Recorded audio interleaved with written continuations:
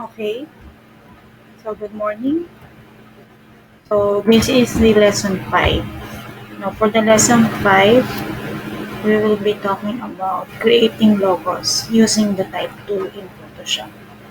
Now, as you can see in the slide, these are the different or common web page parts, right? I hope you can still remember them. So we have the header, navigation, content, and footer. Now for the header, so there are two common elements that we see or that we place in a website header. So one of them is the logo, right? So how do we define a logo? So it is a small graphic sign or a symbol that identifies a company in a website header. That is a logo. Now, pag sinabing logo, meron tayong specific term na tinatawag na logotype. So, logotype. What is a logotype? So, it is a kind of logo that uses text.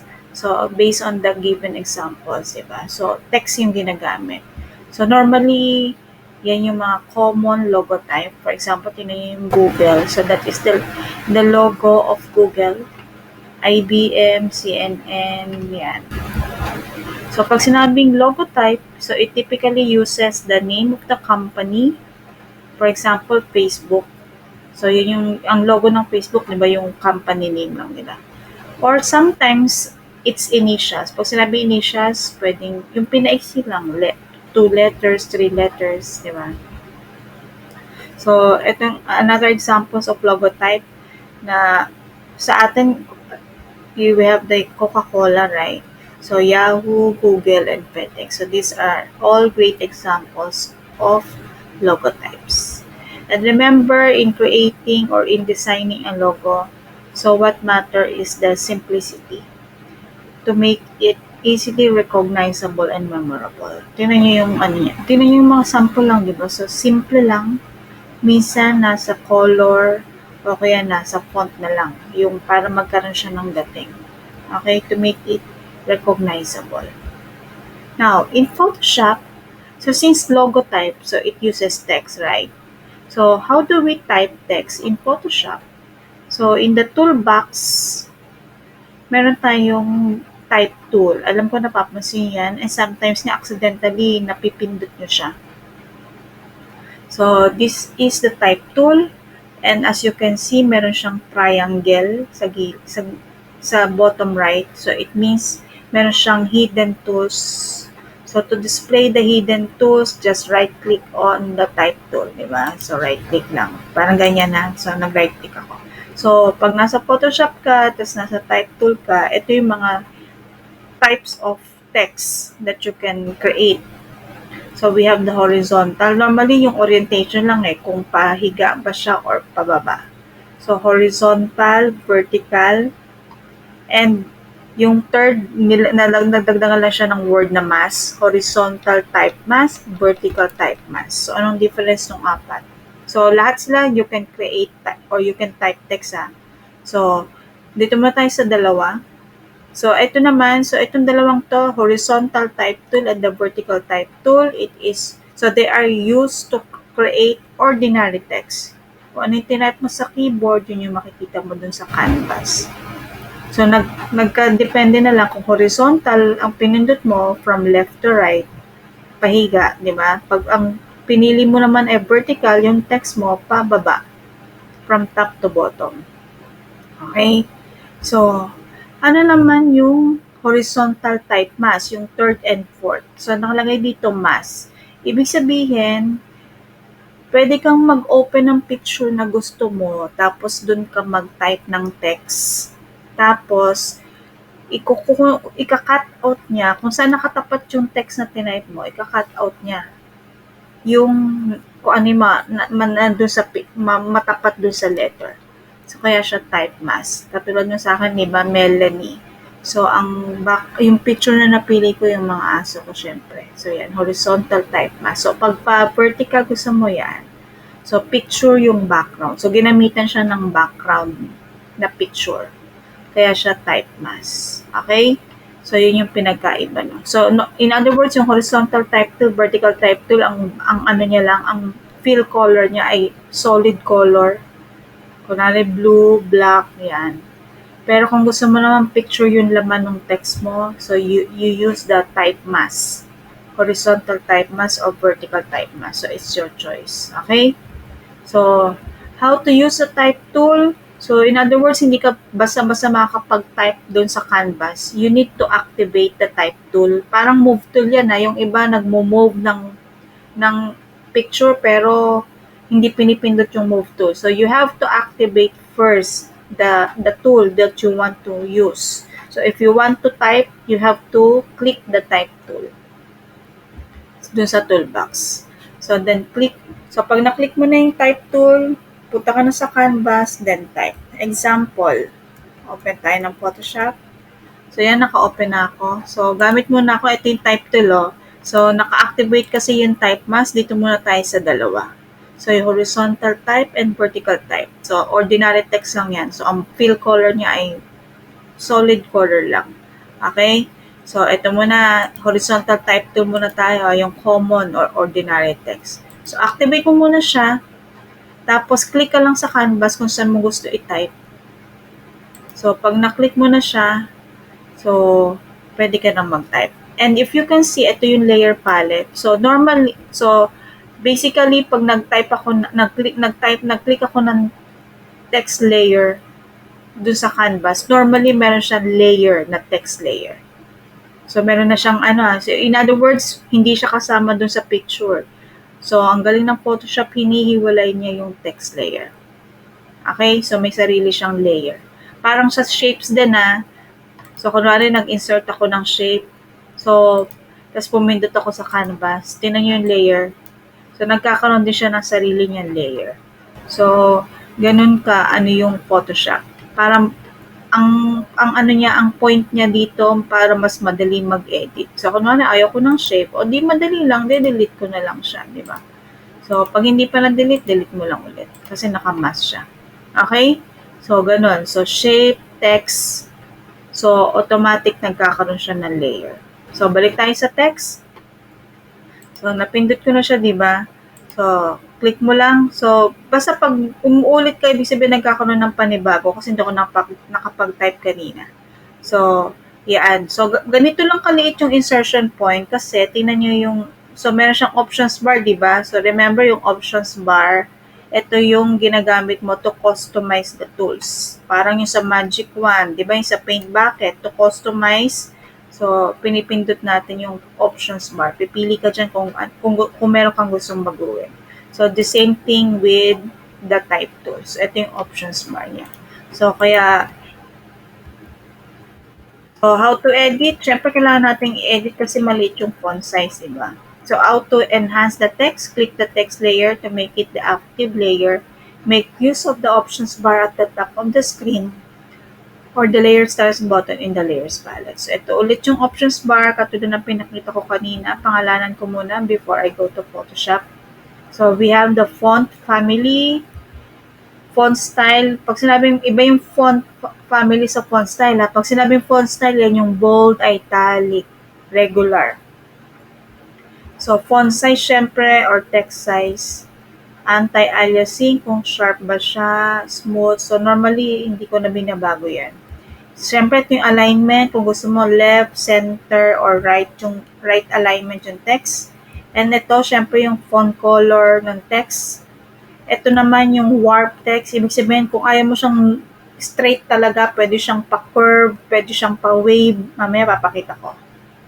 And we have the character and paragraph palettes. Ito yung spacing ng letters, pwede siyang mabago. So, yan. So, again, these are the options bar. Okay? So, aside from enhance, using the options bar, you can also apply a layer style dito sa text. So, pwede natin gamitin. Ewan ko kung nagamit yun na to dun sa, nung gumagawa kayo ng layer sa Performance Task 2. So, layer style. Gagamitin natin ngayon. Okay? So, dito tayo. Example muna. Burahin ko tong layer 1, text layer 1 kasi wala naman siya laman. So, dito tayo. Ulit ha. So, again, activate the type tool. Pili ka kung anong gagamitin mo. So, dito muna tayo sa horizontal type tool. Then, click ka sa canvas kung saan mo ita-type. Gusto mo makita yung text. Although, pwede mo naman siyang i-move pag gusto mong, ayaw mo dyan sa position niya. So, gamit tayo ng options bar. So, kunwari, ano ba yung napili ko yun? Meron na akong napiling medyo maganda. Kunwari ito, Matura Empty Scraps, tapos lalakyan ko yung font size. So, ang nakalagay dito 72 but it doesn't mean hanggang 72 lang siya. Pwedeng mas malaki siya. Parang wag lang siyang aabot ng 1,000. Kunwari 200. Okay? Ito. Tapos, click mo lang, ayan, lumaki na siya. So, magta-type na ako, kunwari Melanie. Bakit pink? Kasi naka-pink yung ano ko. So, kung gusto mong palitan, so, pag ayaw tumalab, wala, pinalitan ko, ayaw tumalab. So, ibig sabihin, kailangan mong i-highlight yung text. Kasi nga, ano ka na. So, kung ayaw mo ng pink, pwede namang, kulari, ang gusto niya, white. So, baka hindi kita. Ito muna tayo, Okay, blue. Yan. So, parang maliit pa siya. Lakihan ko pa ulit, So, 400. O kaya may, yan. So, pag yan, okay na siya, di ba? So, ito yung pag gusto mong i-move, walang problema, i-move mo lang siya. So, ito yung, ordinary text, di ba?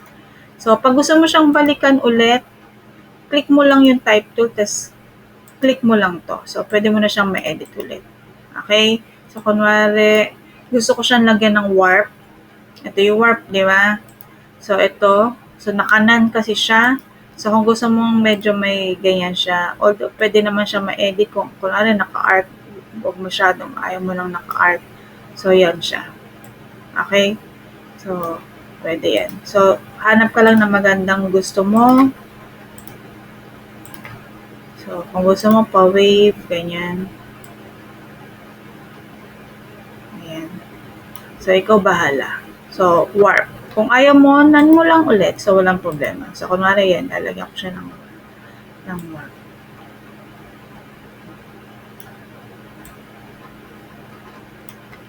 Kunwari, okay na. Sunod, meron naman tayong, ito warp text So, meron naman tayong tinatawag na character and paragraph. So, meron dyan yung spacing ng text. Kung gusto mo, medyo malalayo siya. So, ito kung gusto mo, capital, yan. So, pero kung ayaw mo,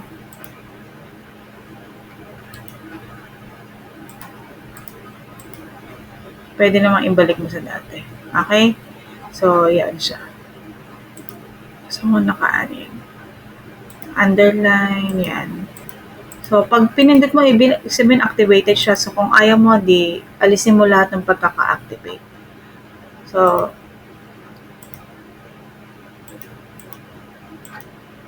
tapos ito yung kung gusto mo medyo layo-layo yung letters, yan siya. So, minsan pangit siya, di ba? So, 0 ko Yan, pinapakita ko lang sa inyo kung anong niya. So, character. So, pag okay ka na, click check mark o kaya yung enter key sa keyboard. So, kung okay ka na dito. So, kunwari okay na ako, check mark, pindot ko. So, yan siya. Sunod, pwede mo lagyan siya ng layer styles. Ito yung layer styles. So, sana natatry nyo siya. Kunwari, normally ginagamit ko dyan outer glow. So, tapos lagyan mo yung spread. Now, pag medyo malabo siya, try mo palitan yung blend mode, gawin mo siyang normal. Okay? So, yes.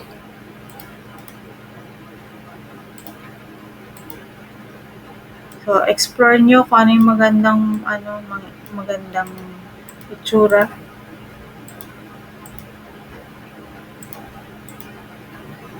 Ayan, kunwari lang So, okay na ako. So, pwedeng more than one layer style. Ako na gusto ko lagyan naman siyang stroke. Pwede rin naman yun. O pwedeng more than one layer styles. Parang pangit, di ba? So, yung ganyan na lang siya. Isa lang yung ilagay ko So, kung ayaw mo ng layer styles, alisin mo lang yung I niya. Okay? So, yan siya. Paano pag gusto ko pa ng isa, tas katulad niya? So, ano mo lang siya? Duplicate layer. Diba? Kung gusto mo parehas lang ayan siya, diba? Duplicate. Tapos, pwede mo na siyang edit ulit. Melanie. And the doggies. Diba? So, yun. Kung gusto mo lang malagyan ng iba. Okay? So, example lang yan So, hindi mo na kailangan, kung gusto mo kaparehas, duplicate layer lang para kamukha na siya. Hindi mo na kailangan magsimula ulit. Okay? So, yan. Cancel ko So, okay na muna yan. So, kung ayaw mo, ayaw ko yan, delete ko muna. So, yun yung horizontal type tool. So, kung gusto mong pababa, ganun din yung procedure. So, kung pababa naman, so, ibig sabihin, magta-type siya pababa. Di ba? Okay? So, yan. Pero normally, kung bihira lang naman yung nagbo-vertical type tool. So, pero merong case na kailangan mo siya. So, cancel ko So, ang cancel pwedeng escape sa keyboard So, yan siya.